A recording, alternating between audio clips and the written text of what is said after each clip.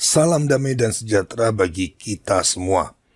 Seperti yang dilaporkan oleh Catholic News Agency pada tanggal 14 Juni lalu, dalam wawancara dengan sebuah jurnal Yesuit, Paus Fransiskus terang-terangan mengatakan bahwa banyak kaum restorasionis di Amerika Serikat yang tidak menerima Konsili Vatikan kedua. Paus Fransiskus mendefinisikan kaum restorasionis ini sebagai orang-orang yang tidak dapat menerima semangat pembaruan Konsili Vatikan kedua. Paus Fransiskus mengatakan demikian. Restorasionisme muncul untuk membungkam konsili. Jumlah kelompok restorasionis ini, misalnya cukup banyak di Amerika Serikat, adalah signifikan. Lalu dia menambahkan, masalahnya justru ini. Dalam konteks tertentu, ajaran konsili belum diterima. Memang benar dibutuhkan waktu 1 abad bagi ajaran konsili untuk berakar.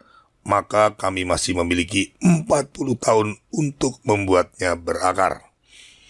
Ini menarik. Di satu sisi, Paus Fransiskus mengakui bahwa setelah 60 tahun, pembaruan Konsili Vatikan kedua belum juga berhasil dan perlawanan terhadap konsili kini pengaruhnya semakin signifikan.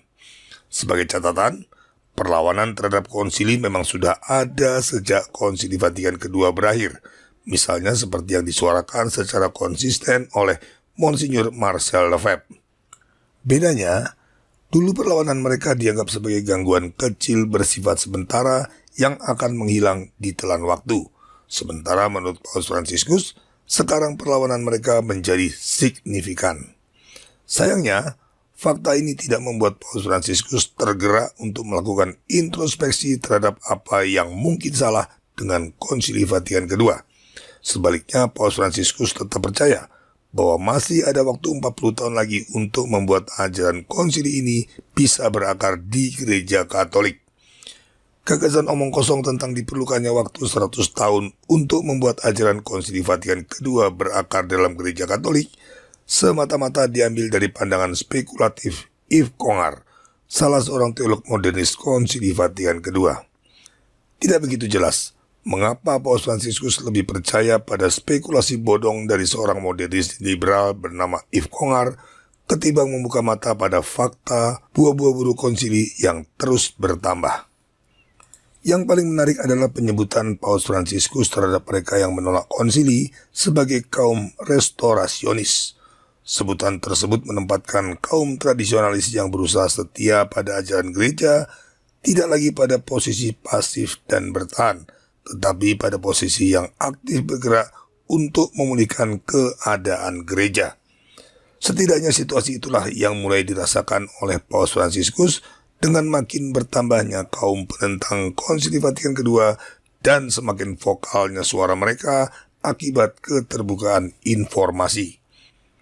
Hal itu dapat terlihat dari berbagai perubahan sikap Paus Fransiskus terhadap mereka yang menolak konsili. Pada tanggal 30 Januari 2021, Paus Fransiskus mengatakan demikian. Konsili Vatikan kedua adalah magisterium gereja Katolik.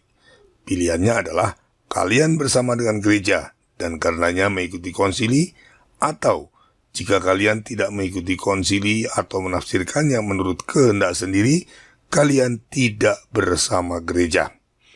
Secara implisit, melalui pernyataannya ini, Paus Fransiskus membuat dikotomi antara mereka yang mendukung Konsili Vatikan kedua dan yang menolaknya.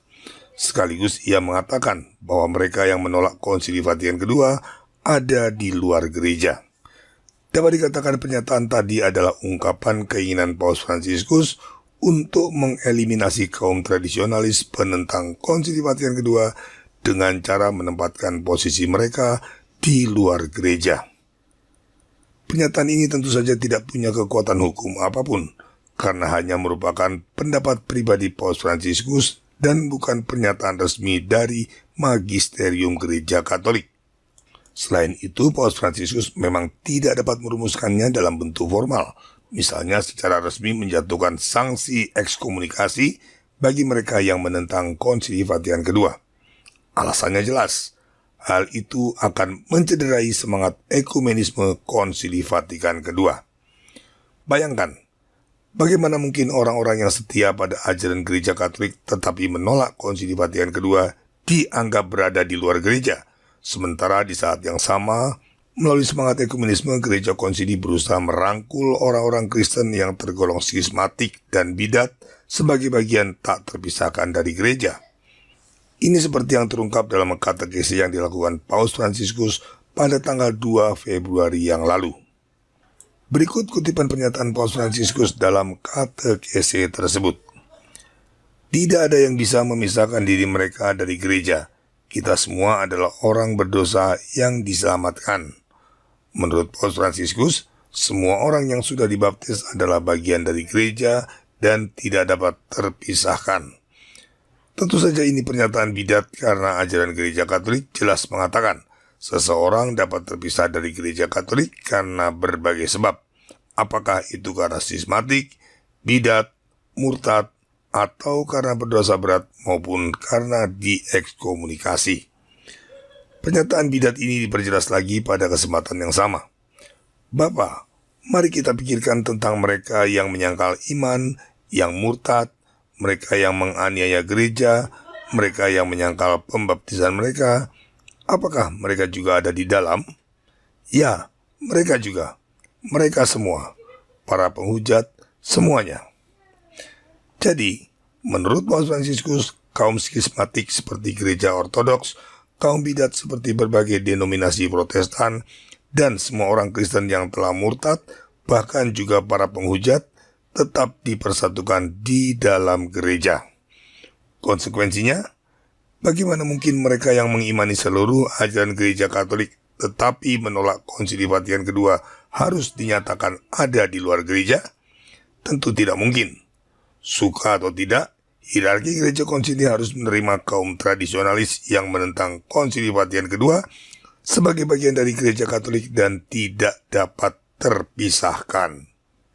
Nah, inilah posisi dilematis hierarki gereja konsili yang sekaligus menjadi dasar kuat bagi para penentang konsili untuk tetap teguh dalam sikap mereka. Dengan demikian hierarki gereja konsili memang tidak akan dapat berbuat apapun terhadap kaum tradisionalis penentang konsili selain dengan menindas, mendiskreditkan, dan membuli mereka.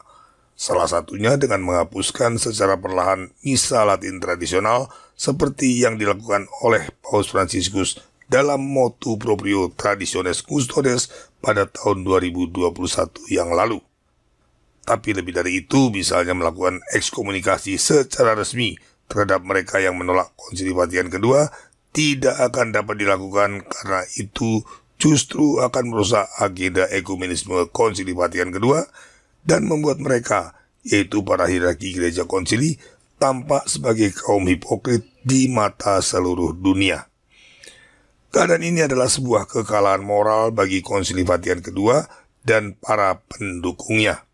Mereka harus menerima kenyataan pahit bahwa gerakan menentang Konsili Vatikan kedua yang dimulai oleh Monsieur Marcel Lefebvre kini berkembang makin kuat di seluruh dunia dan ironisnya mereka tidak dapat berbuat apa-apa untuk menghilangkannya karena terlanjur terjebak dalam semangat ekumenisme Konsili Vatikan kedua.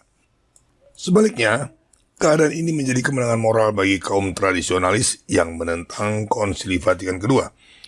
Terlebih lagi karena Paus Fransiskus kini memposisikan mereka sebagai kaum restorasionis yang ingin memulihkan kembali keadaan gereja Katolik.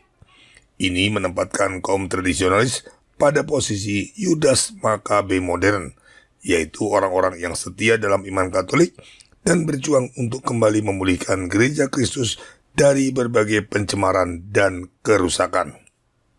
Ini sekaligus membuktikan bahwa adanya pemisahan lalang dan gandum dalam satu ladang adalah fakta yang tidak dapat disangkal. Juga pandangan Uskup Agung Vigano yang mengatakan adanya gereja paralel yang dibangun sejak Konsili Vatikan kedua ternyata memang benar adanya. Sekarang gandum dan lalang itu ada di dua kelompok ini. Kelompok pertama adalah mereka yang mendukung Konsili Vatikan kedua dan terus mengubah gereja Katolik dengan alasan mengikuti perkembangan zaman. Kelompok kedua mereka yang setia pada ajaran gereja Katolik tradisional dan sebagai konsekuensinya menentang Konsili Vatikan kedua serta ingin memulihkan kembali keadaan Gereja Katolik dari berbagai kerusakan. Lalu manakah gandum yang ditanam Tuhan? Mereka yang setia pada ajaran Gereja Katolik atau mereka yang mendukung Konsili Vatikan kedua dan segala perubahan yang diakibatkannya? Jawabannya tentu sangat jelas. Gandum yang ditanam Tuhan adalah mereka yang setia pada ajaran Gereja Katolik dan menolak Konsili Vatikan kedua. Sementara mereka yang mendukung Konsili Vatikan kedua tidak lebih dari lalang yang bibitnya ditaburkan si jahat. Dalam iman saya percaya bahwa dikotomi ini pada akhirnya akan menjadi pengenapan nubuat kitab suci tentang dua kelompok umat Tuhan, yaitu sisa umat yang jumlahnya sedikit namun setia dan mayoritas umat Tuhan yang menjadi murtad. Tentu saja Tuhan menghendaki kita menjadi sisa umatnya yang setia. Maka dari itu, segera tinggalkan Konsili Vatikan kedua dan jadilah bagian dari gandum yang sedikit namun setia, seperti yang dikehendaki Tuhan. Terima kasih atas perhatian Anda. Viva Christo Rey.